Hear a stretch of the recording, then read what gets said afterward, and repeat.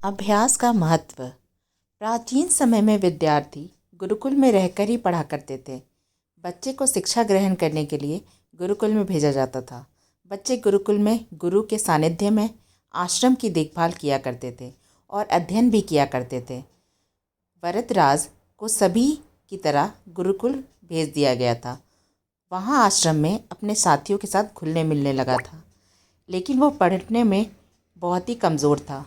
गुरुजी की कोई भी बात उसे बहुत कम समझ में आती थी।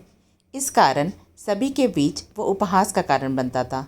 उसके सारे साथी अगली कक्षा में चले गए, लेकिन वो आगे नहीं बढ़ पाया।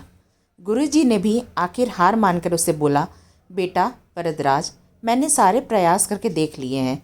अब यही उचित होगा कि तुम यहाँ अपना समय बर्बाद मत करो। अपने घर चले जाओ और घर वालों का ही काम में मदद करो। वरदराज ने भी सोचा कि शायद विद्या मेरी किस्मत में नहीं है और भारी मन से गुरुकुल से घर के लिए निकल गया। दोपहर का समय था। रास्ते में उसे प्यास लगने लगी। इधर उधर देखने पर उसने पाया कि थोड़ी देर पर ही कुछ महिलाएं कुएं से पानी भर रही थी। वो कुएं के पास गया। वहाँ पत्थरों पर रस्सी के आने जाने से निशान बने हुए थे। तो उसने महिलाओं से पूछा, ये निशान आपने कैसे बनाए? तो एक महिला ने जवाब दिया, बेटे, ये निशान हमने नहीं बनाए।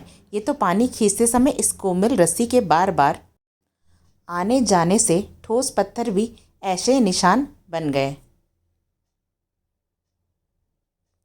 वरदराज सोच में पड़ गया।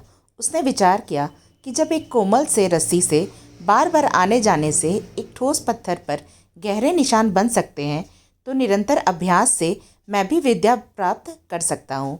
वरदराज ढेर सारे उत्साह के साथ वापस गुरुकुल आया और अथक कड़ी मेहनत की। गुरुजी ने भी खुश होकर भरपूर सहयोग किया। कुछ ही सालों बाद यही मंदबुद्धि बालक वरदराज आगे चलकर संस्कृत व्याकरण का महान विद्वान बना, जिसने बहुत सारी रचना की। इस कहानी से हमें ये शिक्षा मिलती है कि दोस्तों, अभ्यास की शक्ति का तो कहना ही क्या है। यह आपके हर सपने को पूरा करेगी। अभ्यास बहुत ज़रूरी है, चाहे वह खेल में हो या पढ़ाई में। बिना अभ्यास के आप सफल नहीं हो सकते हो। अगर आप बिना अभ्यास के केवल किस्मत के भरोसे बैठे रहोगे, तो आखिर में आपको पछतावे के सिवा और कुछ हाथ नहीं लगेगा। इसलिए अभ्यास के साथ धैर्य, परिश्रम और लगन रखकर आप अपनी मंजिल को पाने के लिए अभी से जुट जाएं। धन्यवाद।